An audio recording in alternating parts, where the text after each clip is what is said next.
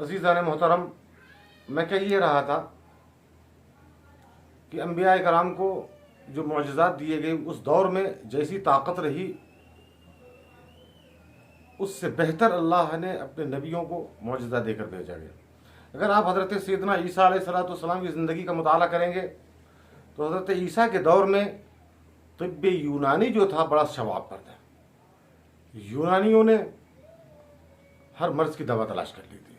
उनका ये कहना था, यूनानियों का, अरस्तु के मानने वालों का, सुकरात के मानने वालों का ये दावा था कि हमने हर मर्ज़ की दवा तलाश कर ली है सिवाय मौत के, और हम तहकीक करेंगे, रिसर्च करेंगे, जुस्तजू करेंगे, मेहनत व मशक्क़त करेंगे, एक दिन हम उस पर भी काबू पा लेंगे।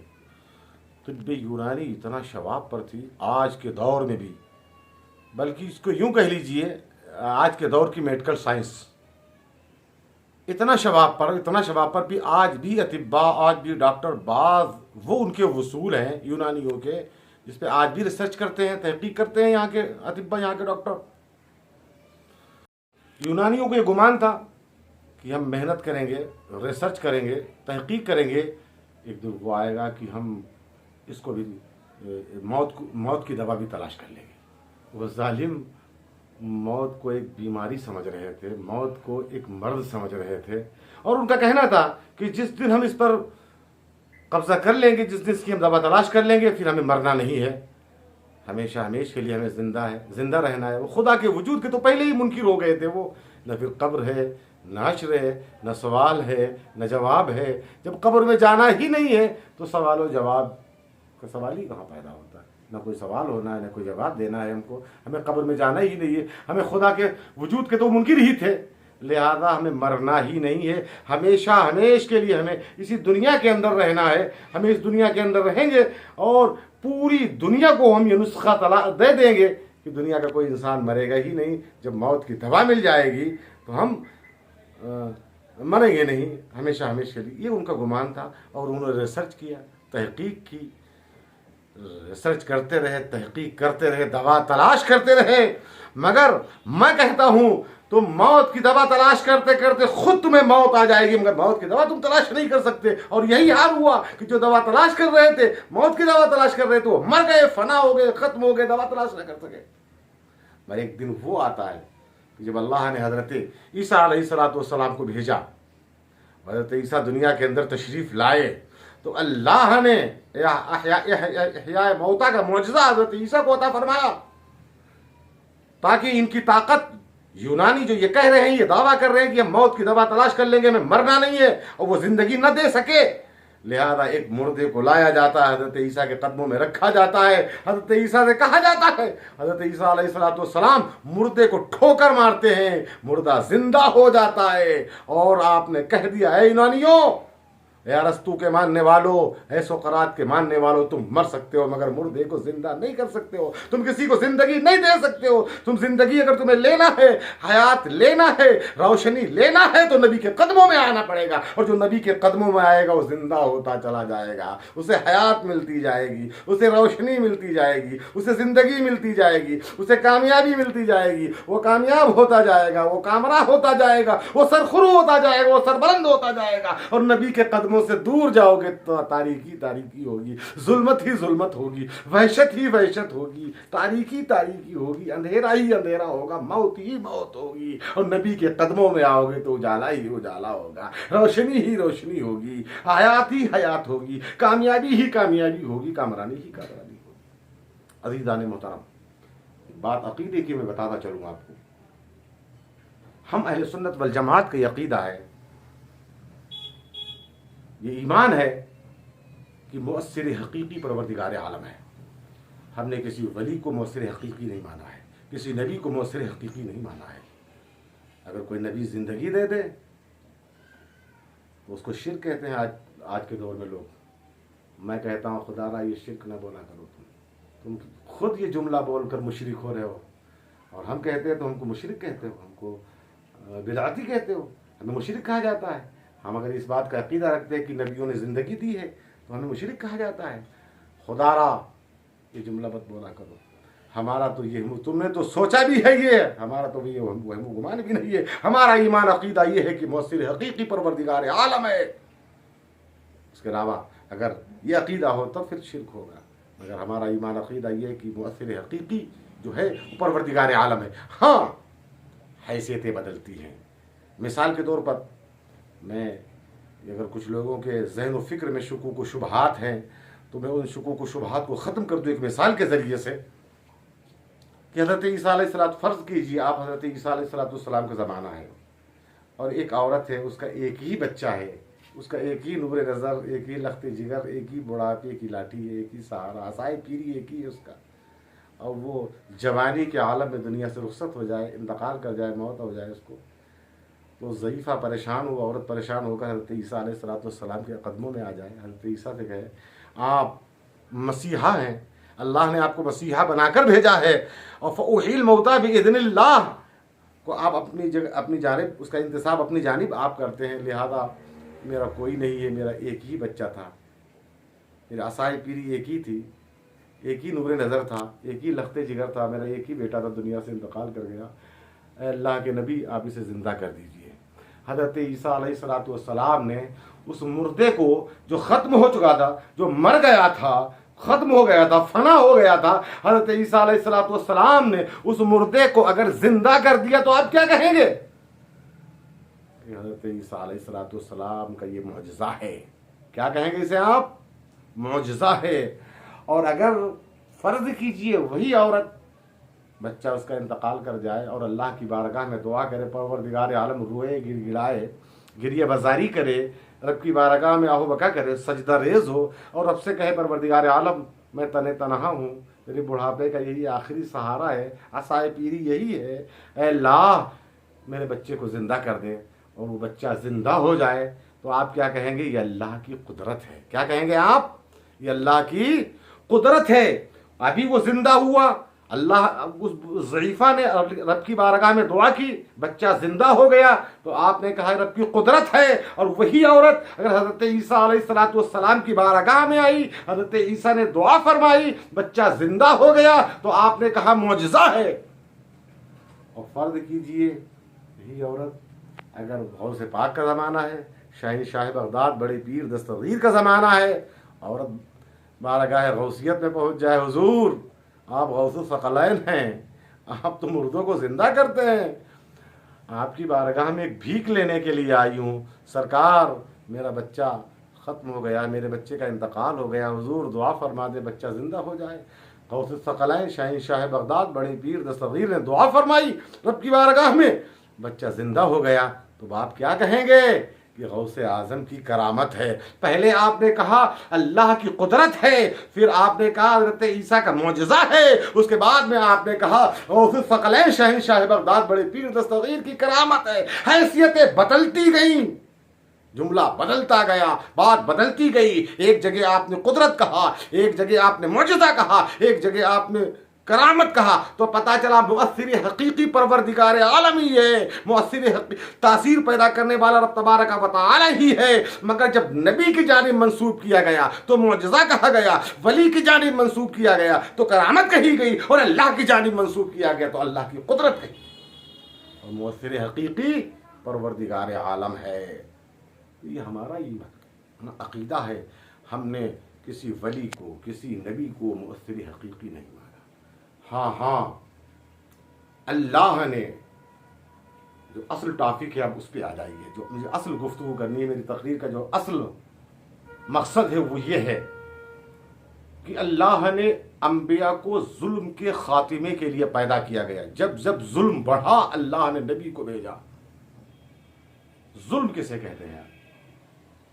जरा इसकी भी वजाहत में आपको हमने कर दूं कि जुल्म कहते किसे हैं। मैं इतनी देर से जुल्म बोल रहा हूँ कि अंबिया इकराम जुल्म के खात्मे के लिए दुनिया के अंदर जलवगर होते हैं। जुल्म कहाँ किससे जाता है? तो जो मैंने पढ़ा मैं उसी को बता दूंगा आपको, जो हमारी दरसगाहों में हमें पढ़ाया जाता है। जुल्म वज़अ शै फ़ी गैरि महल्लिही। जुल्म उसे कहते हैं किसी शय को उसके मकाम फितरी से हटाकर दूसरे मकाम पर रख देने को जुल्म कहते हैं। अजीज़ान मोहतरम, पेशानी का मकाम है रब की बारगाह में झुके। और जब ये पेशानी अबाबिल के सामने झुकने लगे, बुतों के सामने से झुकने लगे, मज़ाहिर फितरत के सामने झुकने लगे, चाँद सूरज के सामने झुकने लगे, दुनिया की ताकत जवान शामिखा के सामने झुकने लगे, पहाड़ों के सामने झुकने लगे, दरियाओं के सामने झुकने लगे, दुनिया की ताकत के सामने झुकने लगे। तो पता चला ये पेशानी के ऊपर जुल्म है, ये पेशानी के ऊपर जुल्म हो रहा है। और अंबिया कराम जो आते हैं वो जुल्म के ख़ात्मे के लिए आते हैं। वक्त की किल्लत है, लिहाजा मैं आपसे कहना यह चाहता हूँ कि अब अंबिया कराम का दौर ख़त्म हो गया। अब कोई नबी दुनिया के अंदर आने वाला नहीं, कोई रसूल दुनिया के अंदर आने वाला नहीं। नबी ये आखिरुज़्ज़मान सल्लल्लाहु अलैहि वसल्लम के बाद अब कोई नबी नहीं। क्या जुल्म का ख़ात्मा हो गया है? क्या आज जुल्म नहीं हो रहा है? क्या आज बुराइयाँ नहीं हो रही हैं? क्या आज वहशत नहीं हो रही है? क्या आज दरिंदगी नहीं हो रही है? लिहाजा नबी तो नहीं आएंगे मगर वारिस नबी दुनिया के अंदर आते। जब जब जुल्म होगा, जब जब वहशत होगी, जब जब मजलूमों को सताया जाएगा, बेवाओं की आहें बुलंद होगी, बाबे इजाबत इलाही को खटखटाएगी, तो नबी तो नहीं आएगा मगर वारिस नबी दुनिया के अंदर आता रहेगा। शहंशाह बगदाद बड़े पीर दस्तगीर रोशन गनी रज़ी अल्लाह ताला अन्हु उस दौर में तशरीफ़ लाते हैं जब बगदाद के अंदर, बल्कि जज़ीरतुल अरब के अंदर, इराक़ के अंदर जुल्म हो रहा था, बुराइयां हो रही थी। तो नबी आखिरुज़्ज़मान सल्लल्लाहु अलैहि वसल्लम के सच्चे नाइब बनकर आपने काम किया था और पूरी दुनिया का नक्शा आपने बदल कर रख दिया था। मालूम है कितने फितने थे? शहंशाह बगदाद बड़े पीर दस्तगीर के ज़माने में, खुद बड़े पीर गुनियतुत तालिबीन के अंदर लिखते हैं 70-72 फ़िरक़े थे, 72 फ़िरक़े थे उस दौर में। मगर शहंशाह बगदाद बड़े पीर दस्तगीर ने नक्शा बदल कर रख दिया था। बड़े पीर दस्तगीर जब बगदाद की सरजमीन पर दरसगाह में बैठते हैं पढ़ाने के लिए, दर्स के लिए, अज़ीज़ान गिरामी आजकल उलमा बड़े पीर दस्तगीर की करामतों को तो बहुत बयान करते हैं, मगर उनके इल्मी फ़ज़ाइल जो उन्होंने इल्मी काम का कारनामे अंजाम दिए उसकी तरफ लोगों की तवज्जो बड़ी कम होती है। लिहाजा मैं आपको बताना चाहूँगा कि बड़े पीर दस्तगीर रज़ियल्लाहु ताला अन्हु सिर्फ वली ही नहीं थे, वो अपने वक्त के मुहद्दिस भी थे, एक फ़क़ीह भी थे, अपने वक्त के जलीलुल क़द्र आलिम दीन भी थे और वली भी थे। शहंशाह बगदाद बड़े पीर दस्तगीर जब दरसगाह में बैठते हैं, बड़े पीर दस्तगीर का हाल ये था, ज़माने तालिब इल्मी का हाल ये, जब पढ़ने के लिए गए तो मालूम आवाज़ आ रही थी, इफ्ताहु ली वलीयिल्लाह, अल्लाह का वली आ रहा, उसके लिए ज़मीन खाली कर दो। बड़े पीर दस्तगीर की वो शान है। बड़े बड़े जलीलुल क़द्र औलिया कराम, बड़े बड़े जलीलुल क़द्र मुहद्दिसीन, उलमा, मशाइख शहंशाह बगदाद बड़े पीर दस्तगीर रज़ियल्लाहु ताला अन्हु की बारगाह में ज़ानू अदब पे करते थे। वो ज़ात थी आपकी। जब आप बगदाद की सरज़मीन पर मसरद नशी होते हैं तो मालूम है शाम के लोग आ रहे हैं पढ़ने के लिए, इराक़ से आ रहे हैं, ईरान से आ रहे हैं, दुनिया से लोग सिमट कर शहंशाह बगदाद बड़े पीर दस्तगीर की बारगाह में पहुँच रहे थे। तो मालूम है वहाँ के उलमा को कुछ जलन हो गई, वहाँ के पढ़े लिखे लोगों को कुछ जलन हो गई। ये बच्चा कल आया है वहाँ, इसके पास बड़े बड़े लोग पहुँच रहे हैं, पूरी मखलूक सिमट कर इसकी दरसगाह में जा रही है, क्या मामला है? लिहाजा बादशाह के पास लोगों ने शिकायतें करना शुरू कर दी। मामून रशीद उस वक्त का बादशाह था, उसको खबर हुई और वो उसने, उसका भी कारनामा बड़ा अहम कारनामा है, उसने बगदाद की सरजमीन पर बड़े बड़े कॉलेजेस, बड़े बड़े मदरसे उसने बढ़ाए।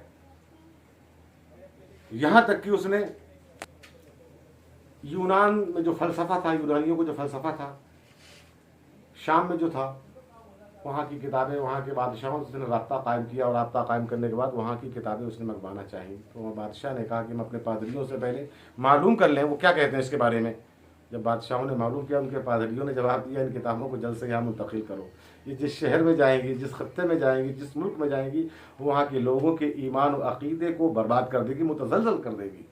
वो किताबें आईं इराक़ की सरज़मीन पर, उनके तराजी मुझे दरसगाहों में गईं तो फितने होने लगे, ये जबरिया हैं, ये कदरिया हैं, ये मुतज़िला हैं, ये फ़लाँ हैं, ये फ़लाँ हैं, बहुत से फ़िरक़े हो गए वहाँ पर।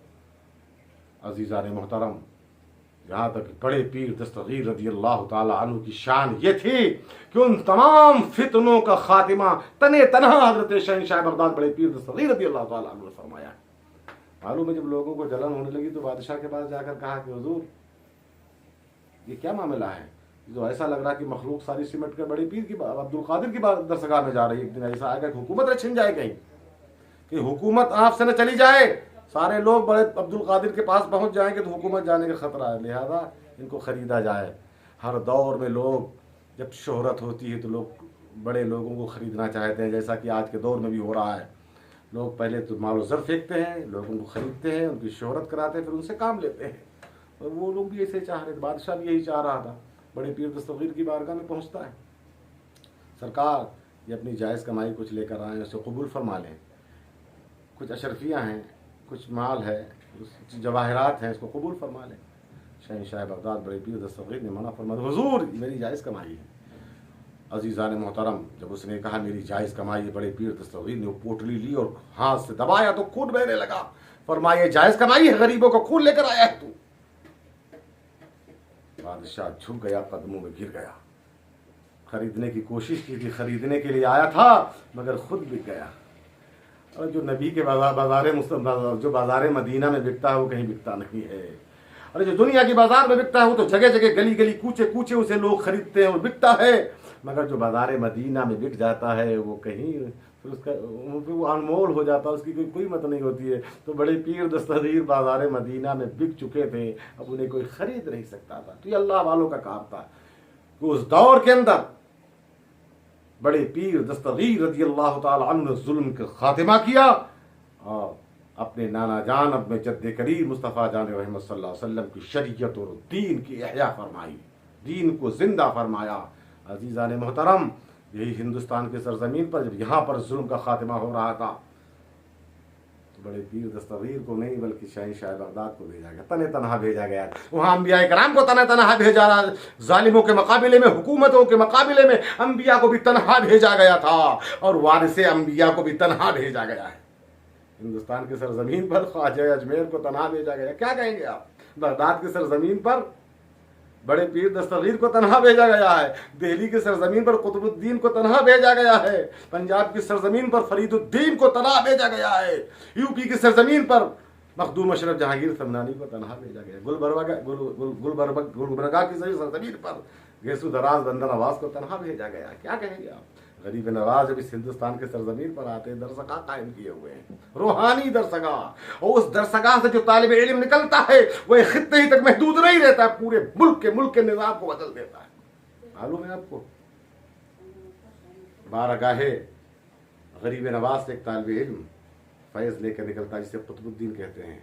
हज़रत ख्वाजा कुतुबुद्दीन बख्तियार काकी रहमतुल्लाह ताला अलैह को ख्वाजा साहब ने कहा आप जाओ दिल्ली जाओ। हज़रत ख्वाजा कुतुबुद्दीन दिल्ली की सरजमीन पर तशरीफ़ लाते हैं तो मालूम है उस वक्त का बादशाह शमशुद्दीन अल्तमश बड़ा करीब था हज़रत कुतुबुद्दीन बख्तियार काकी रहमतुल्लाह ताला। यहाँ तक कि जब दरबार आलिया में आप पहुँचते थे तो बादशाह खुद कदमों में बैठता था और हज़रत ख्वाजा कुतुबुद्दीन को अपने ऊपर बैठाता था। एक दिन हज़रत ख्वाजा कुतुबुद्दीन बख्तियार काकी रहमतुल्लाह अलैह और शमशुद्दीन अल्तमश दरियाए जमुना के सैर के लिए निकलते हैं। ऊपर आप बैठे हुए हैं, कदमों में बादशाह बैठा हुआ है।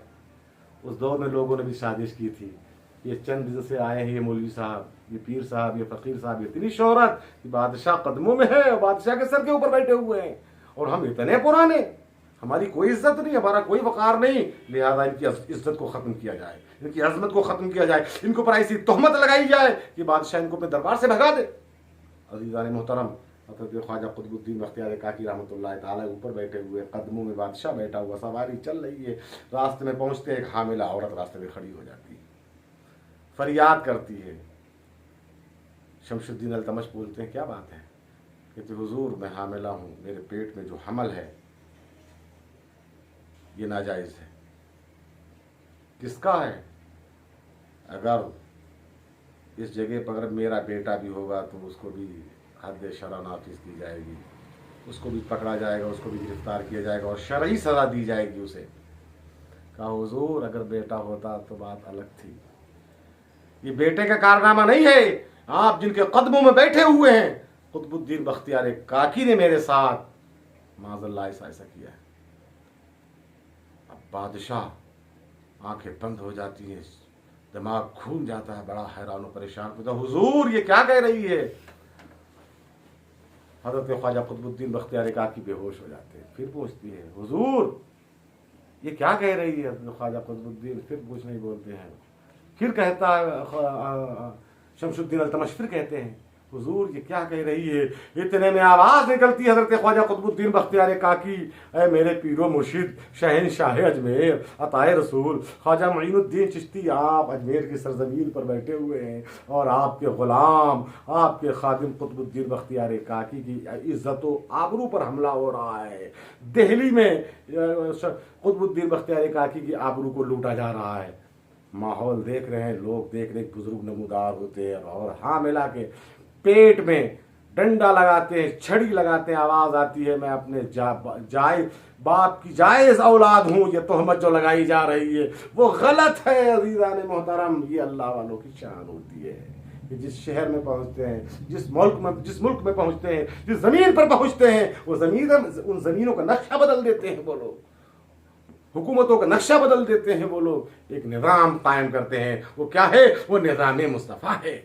नबी के निज़ाम को पूरी दुनिया के अंदर गालिब कर देते हैं, पूरे शहर के अंदर गालिब कर देते हैं, पूरे मुल्क के अंदर गालिब कर देते हैं। ये शान है अल्लाह वालों की। अज़ीज़ान मोहतरम, यही मैं कह रहा था कि जब जुल्म बढ़ता है तो अम्बिया कराम आते हैं। अब अम्बिया का सिलसिला बंद हो गया, मगर वारिस अम्बिया दुनिया के अंदर जब जब जुल्म होगा, जब जब वहशत होगी, अल्लाह के महबूबों के महबूब अभी ये आखिरुज़्ज़मा सल्लल्लाहु अलैहि वसल्लम का सच्चा जानशीन दुनिया के अंदर आता रहेगा और जुल्म का खात्मा होता रहेगा।